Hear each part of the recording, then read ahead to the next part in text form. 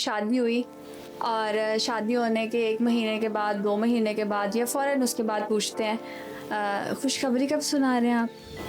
अस्सलाम वालेकुम, this is doctor Madiha Shaukat from Australian concept fertility centre Gulberg Lahore. आज इस पॉडकास्ट में हम एक बहुत ही सेंसिटिव टॉपिक डिस्कस करेंगे जो कि being a working at Australian concept और इनफर्टिलिटी सेंटर में काम करते हुए ये हमारे दिलों के बहुत करीब है। एंड बीइंग अ फीमेल मैं इस टॉपिक को बहुत दिल से देखती हूँ और दिल के करीब भी है। एक सोशल प्रेशर और इनफर्टिलिटी मींस ऐसे बहुत बेऔलाद जोड़े मेल और फीमेल दोनों हमारे माशरे में सोशल प्रेशर से बहुत गुजरते हैं जिनकी औलाद नहीं हो रही होती। और ये it's a high time to discuss about this topic because लोग इस बारे में अभी भी शर्माते हैं बात करते हुए कि वो फैमिली प्रेशर में है या सोशल प्रेशर में है।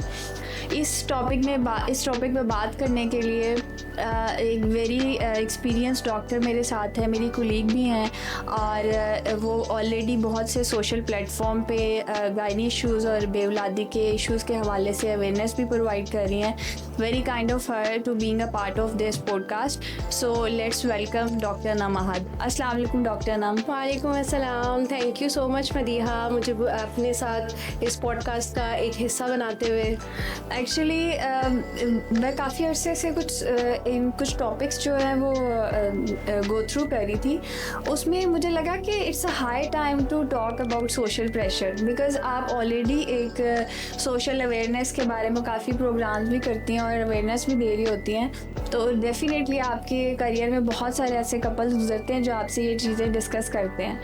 तो मैंने कहा क्यों ना आपसे इस बारे में बात की जाए। और बीइंग अ फीमेल्स मुझे लगता है कि हम इस टॉपिक बहुत सारी फीमेल्स होंगी जो बहुत हमें कोरिलेट करेंगी इस चीज़ से। और आप इस बारे में क्या कहती हैं अगर इस टॉपिक के बारे में हम बात करें आज? डेफिनेटली मदीहा, ये जो आपने एक चूज़ किया है टॉपिक, इट्स वेरी इंपॉर्टेंट। और अनफॉर्चुनेटली कि आज की 21वीं सदी में रहते हुए भी फीमेल्स, मेरा मकसद बेसिकली किसी को टारगेट करना नहीं है, हर किसी की अपनी थिंकिंग होती है और किसी को भी डिग्रेड करना नहीं है। But being a female myself I can relate to a lot of times और बहुत सारी जगहों पे फीमेल्स को स्पेशली इनफर्टिलिटी यानी बेऔलादी की वजह से जो प्रेशर फेस करना पड़ता है, मेल्स को भी डेफिनेटली, लेकिन फीमेल ज़रा थोड़ा सा टारगेट ईजी होती हैं और उनके ऊपर प्रेशर ज़्यादा आता है। सो डेफिनेटली हमें we should start speaking about it. मुझे लगता है कि मेल भी सोशल प्रेशर का पार्ट बनते हैं but they people also shy to talk about it. और वो शायद जैसे मर्द को वो नहीं होता, कुछ फील नहीं होता, फीमेल भी यही समझती हैं लेकिन वो भी सोशल प्रेशर से गुजर रहे होते हैं। वैसे तो इस बारे में जितनी भी बात की जाए लिटरली वो कम है। इस बारे में बहुत सारे क्वेश्चंस हैं लेकिन मैंने कुछ नोट डाउन किया है। उसमें देखिए फर्स्ट क्वेश्चन, शादी के फ़ौरन बाद पूछते हैं 1 महीने के बाद खुशखबरी कब सुना रहे हो। लिटरली आपसे भी पूछा गया होगा और मेरे से भी पूछा गया होगा। और इस बारे में आप क्या कहती हैं कि literally it's a very I think commonly asked. Definitely यहाँ पे साउथ एशिया में बेसिकली जो एक कपल है अनफॉर्चुनेटली उसकी जो टारगेट होता है कि जी शादी हो गई अब बस बच्चे ठीक है, इररिस्पेक्टिव ऑफ द फैक्ट कि वो कपल खुद क्या सोच रहा है, उनके अपने क्या गोल है, अपनी मैरिड लाइफ को कहाँ तक एंजॉय करना चाह रहा है। एग्जैक्टली।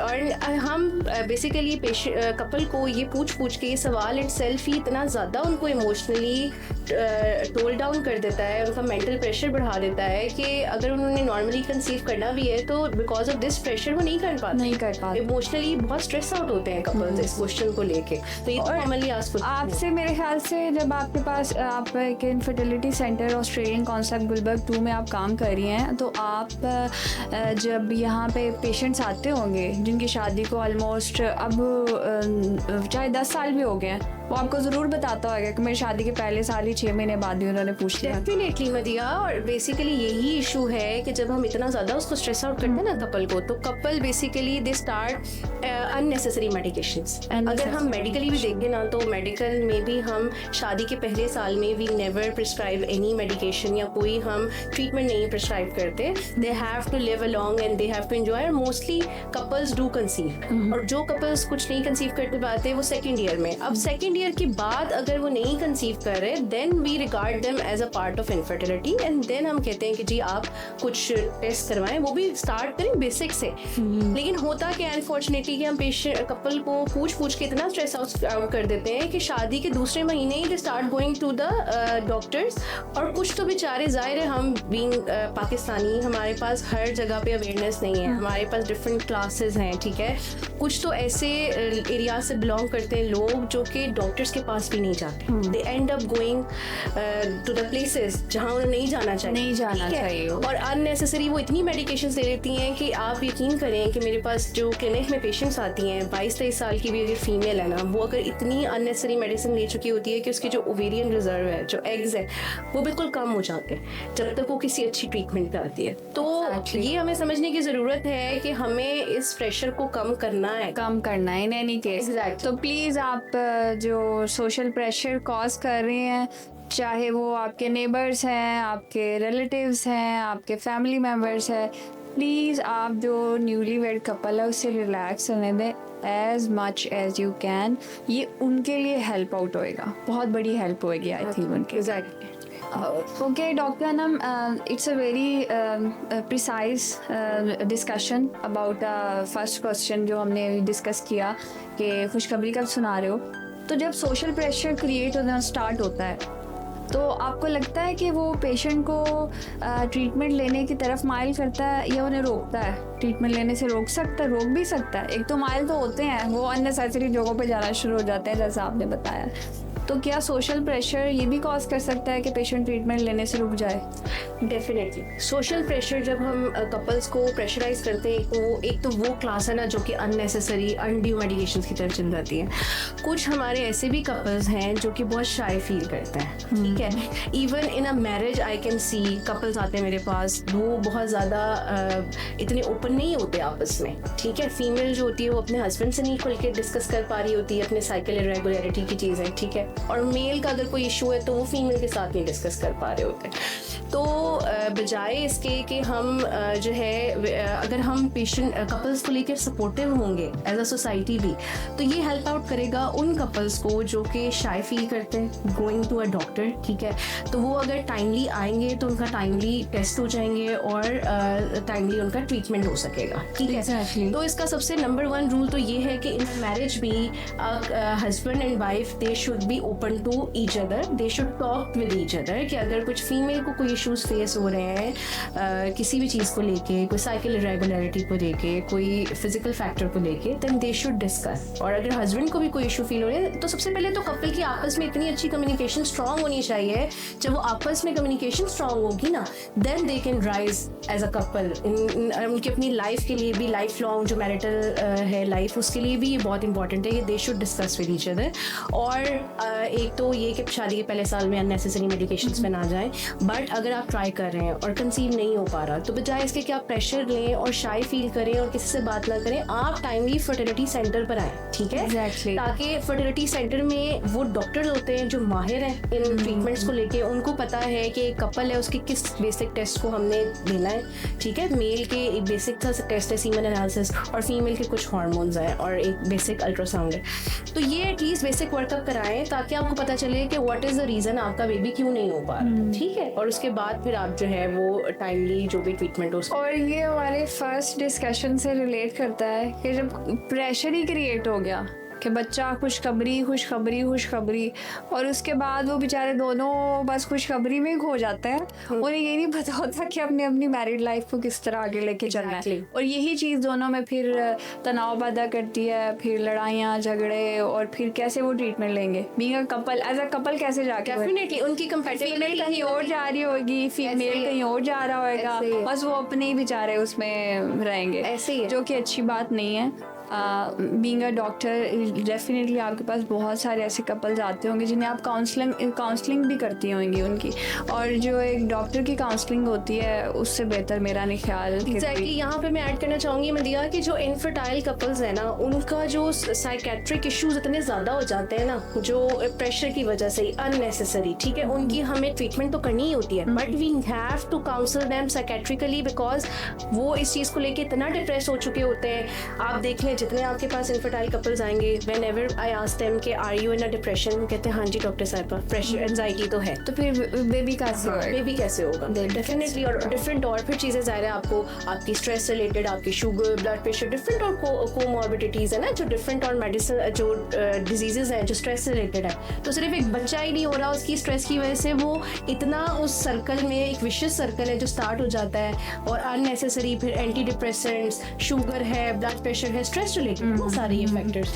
तो इससे फिर हम यही आई थिंक कंक्लूड करते हैं कि बच्चा ज़रूरी है, इट्स वेरी नेसेसरी, बट एक मैरिड कपल की लाइफ भी उतनी ही ज़रूरी है, उनकी हैप्पीनेस और वो सारी चीज़ें।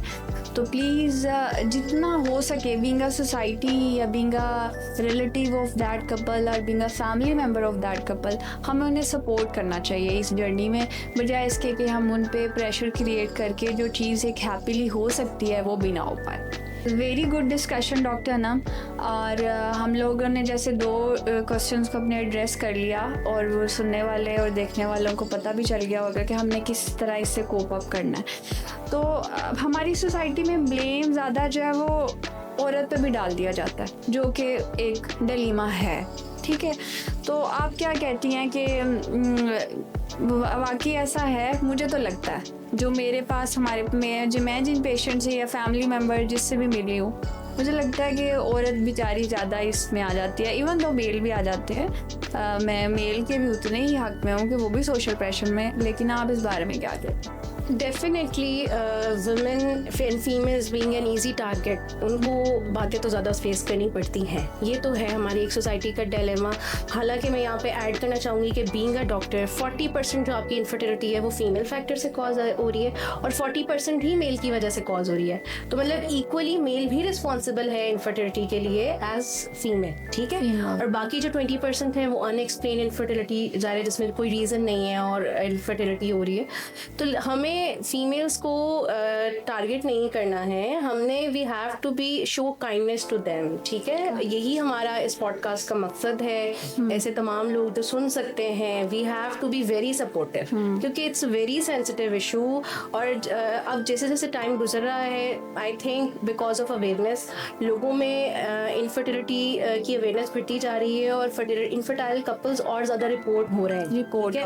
अगर मैं अपने पिछले सालों से कंपेयर करूँ तो जो आपका पेशेंट लोड है वो बढ़ रहा है। वो क्यों है? कि मतलब डाइट तो वही है, लाइफस्टाइल भी ऑलमोस्ट वही है, लेकिन इनफर्टिलिटी बहुत कॉमन होती जा रही है। तो अगर हम इस सेंसिटिव इशू के लिए आज अवेयर नहीं होंगे और अपने इर्द गिर्द लोगों को नहीं अवेयर करेंगे, तो ये जो है ना, लोगों को दे विल एंड अप के डिवोर्स रेट आपका बढ़ जाएगा, ठीक है। और लोगों के अंदर stress, anxiety, depression, psychiatric issues ये बढ़ जाएंगे। और देखें फिर आजकल देखें मेल फीमेल दोनों ही वर्किंग है, ठीक है। अगर आप एक सिर्फ इस वजह से उन पे सोशल प्रेशर है, ज़्यादारी बात है, कलीग्स भी समटाइम्स सोशल प्रेशर क्रिएट करने में होते हैं, बच्चा नहीं हो रहा, तो ये सारी चीज़ें जो है वो उन पे इतना इफेक्ट कर रही होती हैं कि end of the day you are right के डिवोर्स रेट बढ़ भी रहे हैं और बढ़ जाते हैं, इनफर्टिलिटी भी इससे बहुत ज़्यादा बढ़ रही है। तो उसमें हम लोग इसमें लिटरली हम we don't want to target anybody, हम जस्ट एक अवेयरनेस क्रिएट कर रहे हैं कि सारे एक न्यूली वेड कपल या एक जो मैरिड कपल है उसके इर्द गिर्द लोगों को सपोर्टिव होना चाहिए ऐसे इश्यूज़ के बारे में। अगर इनफर्टाइल वो हैं भी तब भी उन्हें सपोर्ट करनी चाहिए डेफिनेटली कि इंशाल्लाह होगा। आप क्यों परेशान हो रहे हैं, बजाय इसके कि क्यों नहीं हो रहा, आप सिर्फ एक फ्रेज चेंज कर दें कि इंशाल्लाह हो जाएगा, आप परेशान। बस आप देखें ना, you being a married female, आप मुझे बताओ कि मैनी टाइम्स आपने खुद भी ये फेस किया होगा कि वो ये नहीं देखा जाएगा कि you are a working woman, exactly. Some females do have different goals, but obviously ये हमारा फर्ज है कि हम उससे पूछेंगे, अच्छा जी खुशखबरी कब आ रही है, बेबी कब आ रहा है, ठीक है। It's a very common question. और मुझे नहीं पता, अब तो फिर भी फीमेल्स इसको अवॉइड करने लगी हैं, मेल भी अवॉइड करने लगे हैं इस क्वेश्चन का आंसर करने में, लेकिन फिर भी हमें समझ नहीं आती, हम फिर भी फर्ज समझते हैं पूछना। एग्जैक्टली। तो लिटरली आप हम लोगों का मकसद ये बिल्कुल भी नहीं है। आप फिर भी एक माशरे में एक रिलेटिव बिंग रिलेटिव्स होते हुए, फैमिली मेम्बर्स होते हुए, please be supportive to them. जैसे हमने डिस्कस कर लिया कि फ़ीमेल जो है वो ईजी टारगेट है, मेल भी होते हैं, नो डाउट मेल भी होते हैं। तो अब हम इसके सोल्यूशन के बारे में थोड़ी बात कर लेते हैं कि हमने, क्योंकि वी आर हेल्पिंग पीपल ना, Exactly. हम डिस्कस कर रहे हैं तो हम हेल्प कर रहे हैं फैमिलीज़ को भी, रिलेटिव्स को भी, सोसाइटी को भी और उस कपल को भी। तो हम जो एक कपल है, जैसा कि जो ये प्रेशर फेस कर रहे हैं, तो देखिए उन्होंने हुआ होता है ना कि एक अब्यूसिव फेस पे भी जाना है कि तुम मेरे से क्यों पूछ रहे हो। तो आपको क्या लगता है कि एक being a couple, if I am a married couple, मैं इस सोशल प्रेशर से गुजर रही हूँ, तो मुझे इसे कैसे हैंडल करना चाहिए? आप मुझे कोई टिप्स? देखिए, उसमें मेरी मैरिड कपल से यही एक जो है वो गुजारिश है कि सबसे पहले तो learn to communicate with each other. देखिए, कम्युनिकेशन जो है ना वो बहुत ज़रूरी है आपस में, किसी भी रिलेशन में। अगर आप इवन, अब देखिए आप काम कर रही हैं एक सेंटर में, प्रोफेशनल एनवायरनमेंट में भी कम्युनिकेशन बहुत इंपॉर्टेंट। कम्युनिकेशन बहुत, तो पर्सनल रिलेशंस में, स्पेशली हस्बैंड एंड वाइफ के रिलेशन में, तो कम्युनिकेशन बहुत इंपॉर्टेंट है। अगर आप एक दूसरे से बात नहीं करेंगे, फीमेल अगर साइलेंटली स्ट्रगल कर रही है और वो अपने हस्बैंड को नहीं डिस्कस कर पा रही है, या हस्बैंड इतने सपोर्टिव नहीं है, और इवन अगर हस्बैंड शाय फील कर रहे हैं और फीमेल उनको टॉन्ट कर रही है कि जी यू आर द रीज़न, ठीक है। एक तो ये है कि कम्युनिकेशन के आप बिफोर नोइंग द कॉज, सबसे पहले तो कम्युनिकेट करें कि अच्छा जी नहीं हो रहा बेबी, तो हमें कॉज पता करनी चाहिए। सबसे पहले तो आपको ये अवेयर होना चाहिए कि जी सबसे पहले दूसरे को सपोर्ट करें, और ये पता होना चाहिए कि कॉज कैन बी बोथ, ठीक है। और ये भी हो सकता है कि दोनों में कोई रीजन नहीं अनएक्सप्लेन्ड है, ठीक है। सबसे पहले तो आपस में आप ये बात करें, फिर आप एक दूसरे को कन्विंस करें कि we should go to good fertility centres, we should get ourselves evaluated, और फिर रिजल्ट जो भी है, लेट्स से अगर हस्बैंड का ही फैक्टर निकलता है, ऐसी बात नहीं है, हम फीमेल्स को बहुत सपोर्ट करते हैं, बट मैंने यहाँ फर्टिलिटी सेंटर में काम करते हुए ऐसे भी हस्बैंड्स देखे हैं जो बेचारे जिनका फैक्टर होता है एंड दे फील शाय, और थोड़ा सा फीमेल्स की तरफ से थोड़ा सा बिहेवियर ऐसा होता है कि जी जो नहीं होना चाहिए, ठीक है। तो अगर हस्बैंड का भी फैक्टर है तो wife should be supportive to her, ठीक है। और अगर एक फीमेल का फैक्टर आ रहा है तो हस्बैंड शुड सपोर्ट। ऐसे नहीं है कि जी अच्छा जी तुम्हारी वजह से नहीं बेबी हो रहा तो चलो जी अब लड़ाइयाँ कर, तो लड़ाई करने से तो फिर और ही नहीं होगा। सबसे पहले बात ये support each other, exactly, always love each other, because couples में सबसे पहली बात उन्हें हमेशा आई थिंक यही याद रखनी चाहिए कि love each other and support in every matter, in any matter, ठीक है। फिर बात आ जाती है कि सोसाइटी की, तो what we can do as a society is मदीहा, कि हम ऐसे कपल्स जो हमारे आसपास हैं और हमें लग भी रहा है कि जी इनके अंदर कोई इनफर्टिलिटी है, बेबी नहीं हो रहा, तो हम उनसे ये क्वेश्चन ना करें कि जी बेबी कब आ रहा है। We should always give them prayers. हम बस उनसे दैट्स इट कि जी वी आर देयर, अगर कोई इशू है you can come to me and talk to me, आप मुझसे बात कर सकती हैं और अल्लाह ताला आपको जरूर अता करे, बस that should be the only line. इससे ना ज्यादा होनी चाहिए, ना इससे कम होनी चाहिए। वो सपोर्ट कोई भी हो सकती है, हस्बैंड वाइफ आपस में भी हो सकते हैं, कोई फ्रेंड हो सकती है, कोई कलीग हो सकती है, कोई फैमिली मेम्बर हो सकता है, कोई आपके रिलेटिव्स में कोई हो सकता है। लेकिन आई थिंक अगर हम ये करें तो हम उनके लिए, मुझे लगता है बहुत बड़ा काम, एक नेकी का काम करेंगे अगर हम उसे इस बात पे उन्हें कन्विंस कर लें कि you should talk to us और you should talk to me being अगर फीमेल है तो वो फीमेल उन्हें सपोर्ट कर दें कि तुम्हें मेरे से बात करनी चाहिए इस बारे में, और वो भी अगर आप फील करें कंफर्टेबल तो। एग्जैक्टली, ऐसे नहीं है कि अगर अगला बंदा बात नहीं करना चाह रहा तो कोई अननेसेसरी हो सकती है, अननेसेसरी आप उसके मैटर्स में नहीं इन्वॉल्व हो, ना ही उनसे बार बार प्रोब इन करें कि जी आप कहाँ जा रहे हैं, क्या ट्रीटमेंट करा रहे हैं। ये बहुत ही हाईली कॉन्फिडेंशियल और पर्सनल मैटर है मदिया, ये हमें समझने की जरूरत है कि हम इसको इतना ओपनली 10 लोगों के सामने एक कपल को टारगेट करके नहीं क्वेश्चन कर सकते। We have to be very confident. I think mental level को बहुत सेल्फ एस्टीम, सेल्फ कॉन्फिडेंस आपका शेटर हो जाता है। और एग्जैक्टली अगर हम इनफर्टिलिटी से हट के भी अगर कोई कपल की पर्सनल कोई चीज़ है ना उसको टारगेट करेंगे तो वो यही होएगा, और चाहे वो किसी फैमिली में हो, चाहे आपके कोई रिलेटिव में हो, अगर कोई पर्सनल चीज़ पे टारगेट करेंगे ना तो लिटरली वो बहुत हार्म करता है लोगों के मेंटल लेवल को, लोगों के मेंटल डिस्ट्रेस को कॉज करता है वो, जो कि अच्छी बात नहीं है। और इस बारे में हमें ज़रूर बात करनी चाहिए। अगर आप इस डिस्ट्रेस से गुजर रहे हैं या आप सोशल प्रेशर में हैं तो आपको उसे अपने तक नहीं महदूद रखना, आपको हमेशा किसी से बात बात करनी है, चाहे वो आपके हस्बैंड हैं, चाहे वो वाइफ हैं, अपने हस्बैंड से करें, हस्बैंड है अपनी वाइफ से करें, डॉक्टर से करें, या सबसे इम्पॉर्टेंट है कि आप अच्छे फर्टिलिटी सेंटर में आएँ, बिकॉज एक अच्छे फर्टिलिटी सेंटर में ही आपको वो सपोर्ट मिलेगी, वो काउंसलिंग मिलेगी एवरी स्टेप। जैसे हमारा जो ऑस्ट्रेलियन कॉन्सेप्ट फर्टिलिटी सेंटर है, यहाँ पे हम पेशेंट को डे टू डे काउंसलिंग भी प्रोवाइड करते हैं and we are always there. तो अगर ऐसे जो भी कपल्स हैं they can come to us any time. Okay doctor नाम, हमने बहुत सारे सोशल फैक्टर्स जो इनफर्टिलिटी कॉज कर रहे हैं, जो फीमेल और मेल की फर्टिलिटी को टारगेट इफेक्ट कर रहे हैं, तो क्या इस इन सारे फैक्टर से जो इनफर्टिलिटी का फैक्टर कॉज हो रहा है वो ट्रीटेबल है? डेफिनेटली। देखें, हमें ये समझने की ज़रूरत है, जैसे खांसी, नज़ला, ज़ुकाम, बुखार है ना मदिया, इसका इलाज पॉसिबल है। सिर्फ सब्र करने से तो हल नहीं होता कि आप बैठ जाए और कहीं जी बुखार अल्लाह मियां ठीक कर देगा, ऐसा नहीं है। ऐसे ही इनफर्टिलिटी एक मेडिकल इशू है। अगर आपको कोई भी इनफर्टिलिटी का फैक्टर है तो एवरीथिंग इज़ पॉसिबल और ट्रीटेबल, ठीक है। अगर सादा ट्रीटमेंट नहीं है तो एडवांस ट्रीटमेंट्स हैं, जैसे कि आपका IUI है, IVF, ICSI, test tube baby है, तो इलाज तो पॉसिबल है। आपने सिर्फ सब्र करके घर में नहीं बैठना कि जी अब ठीक है कोई बात नहीं, अल्लाह देगा, अल्लाह ने देना, ठीक है। देना तो अल्लाह नहीं है, अल्लाह मियां ने लेकिन इंसान ने कोई कुछ ना कुछ तो उसके लिए कोशिश तो करनी है ना। दुआ के साथ साथ दवा की तो जरूरत है ना। तो आपने हमेशा टाइमली अच्छे ट्रीटमेंट के लिए आना है, अच्छा ट्रीटमेंट माइंडेड, ठीक है। अच्छा ट्रीटमेंट आप कैसे असेस करेंगे कि जैसे स्पेशलाइज्ड क्लिनिक्स हैं, शुगर है, डायबिटिक क्लिनिक है, ठीक है।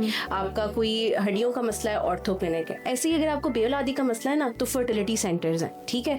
तो फर्टिलिटी सेंटर में जाना बहुत इंपॉर्टेंट है, अच्छे सेंटर्स में जाना, ताकि आपकी टाइमली एवेल्युएशन हो और जो इनफर्टिलिटी के माहिर डॉक्टर हैं वो आपको फिर ट्रीटमेंट प्रोवाइड करें। तो ये बहुत ज़रूरी है। तो उसमें फिर यही हुआ कि सोशल प्रेशर अगर आप फेस कर रहे हैं, ऐसी कोई भी कि आपकी शादी को भी थोड़ा अरसा हुआ है या शादी को ज़्यादा अरसा हो गया है, फिर भी आप उसी सोशल प्रेशर में हैं, तो उसमें ज़रूरी नहीं कि साइंटिफिक ट्रीटमेंट्स तो अवेलेबल हैं, वो हर तरह की इनफर्टिलिटी के लिए हैं, लेकिन समटाइम काउंसलिंग बहुत ज़रूरी होती है। जब आप अपना शेड ऑफ करते हैं ना कि मुझे ये पर्सन ये कह रहा है, मुझे ये कह रहा है, और डॉक्टर आपको कहता है नहीं, आपको टेंशन नहीं लेनी है।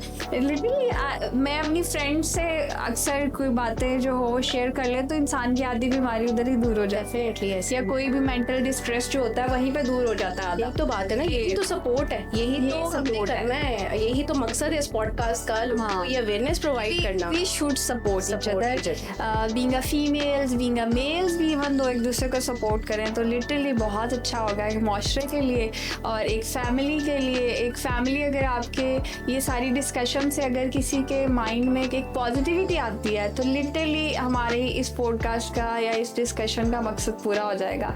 बिकॉज हमें आजकल हम जिस माशरे में रह रहे हैं, लिटरली हमें पॉजिटिविटी की बहुत ज़रूरत है। डेफिनेटली, ऑलरेडी इतने स्ट्रेस है लाइफ में। हाँ, लाइफ में बहुत स्ट्रेस है, तो I think we should overcome it. Exactly, and we should support always.